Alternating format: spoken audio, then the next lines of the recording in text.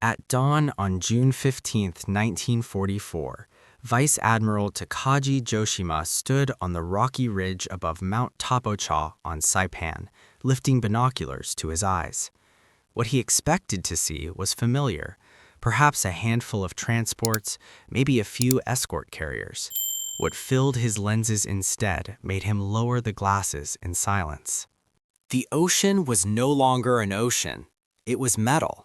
From horizon to horizon, the Pacific was clogged with ships, hundreds of hulls, layered in depth, moving with mechanical calm.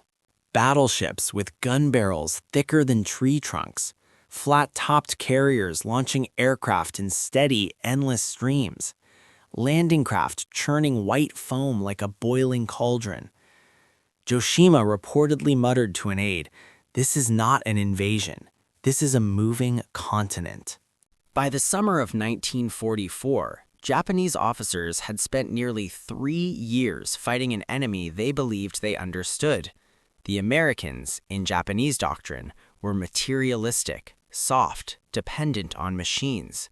They were not supposed to possess endurance. They were not supposed to master distance.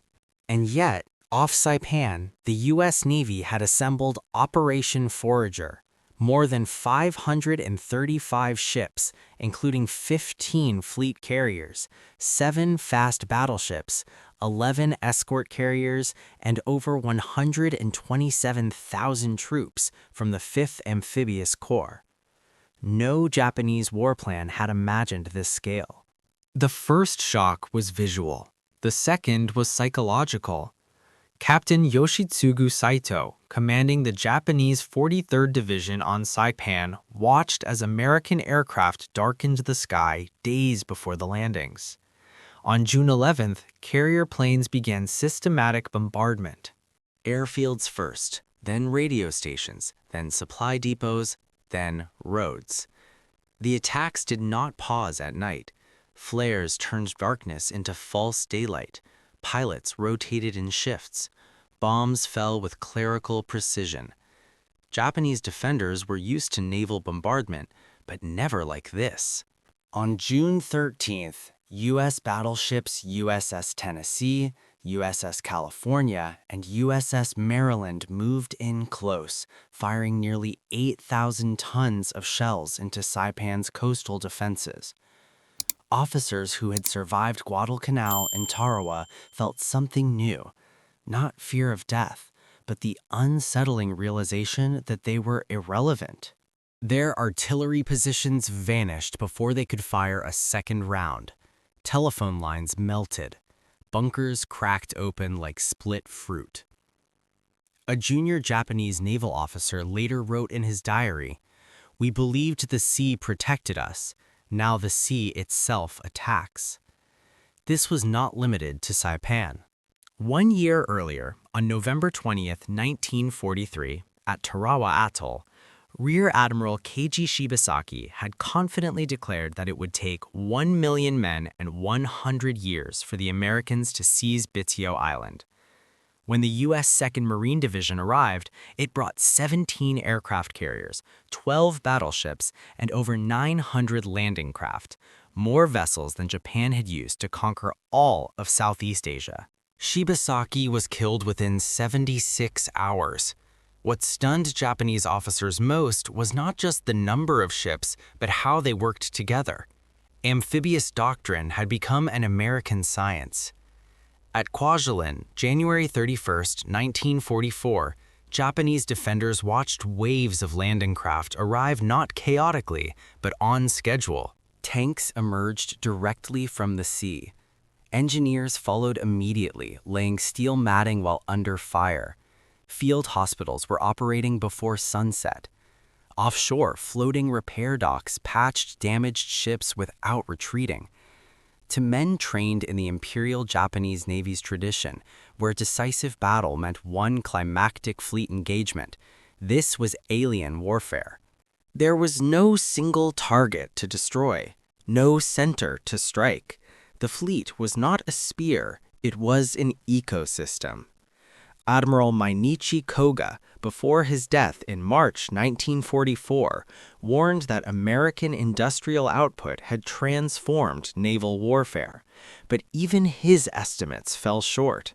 By mid-1944, the United States was launching a new escort carrier every 50 days and a Liberty ship every 42 hours. Japanese officers received intelligence summaries that read like exaggerations. Many dismissed them as propaganda. Then they saw the fleets with their own eyes.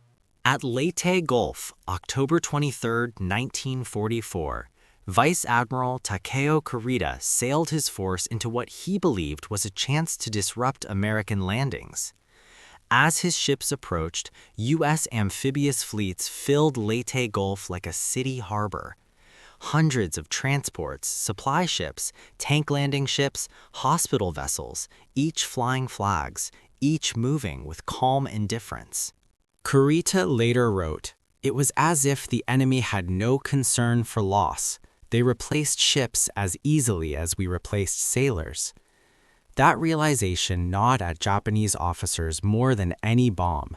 Their strategy relied on attrition, bleeding the Americans until they lost the will to fight. But standing on cliffs above Pacific beaches, watching wave after wave land without pause, that theory collapsed. The Americans were not being exhausted, they were accelerating. On April 1, 1945, during the invasion of Okinawa, Japanese commanders faced the largest amphibious armada in history, over 1,300 ships. From the underground command post beneath Shuri Castle, General Mitsuru Ushijima listened as reports came in, not of fierce beach resistance, but of how quickly the Americans moved inland. Beaches were secured in hours. Airstrips were operational within days. Offshore, the fleet extended beyond sight. One staff officer whispered, "Even if we sink 100 ships, it will not matter." That was the final, unspoken terror. Japanese officers had been trained to accept death. They had not been trained to accept futility. In intercepted communications from late 1944, Japanese naval intelligence used a new phrase, Kokai no Shuen, the end of the open sea. It reflected the belief that the Pacific was no longer a maneuver space, but an American-controlled surface, dominated by logistics, radar, air cover, and repair capacity. When the war ended, survivors spoke less about battles and more about those moments of first sight. Standing on cliffs, in bunkers, behind binoculars, when the horizon filled with steel and smoke and motion, when the sea itself seemed occupied. One former Japanese lieutenant, interviewed in 1967, described it simply: "We believed courage could balance numbers. After Saipan, we understood it could not." The U.S. amphibious fleets did more than land troops. They landed certainty. They carried with them the quiet, crushing message that this war would not be decided by bravery alone, or by sacrifice, or by final charges at dawn, but by scale, coordination, and an industrial rhythm that never slept. For the Japanese officers who watched them arrive, the fleets were not just an enemy force. They were the sound of the future arriving all at once. Engines humming, ramps lowering, waves breaking, while an entire worldview sank silently beneath the Pacific.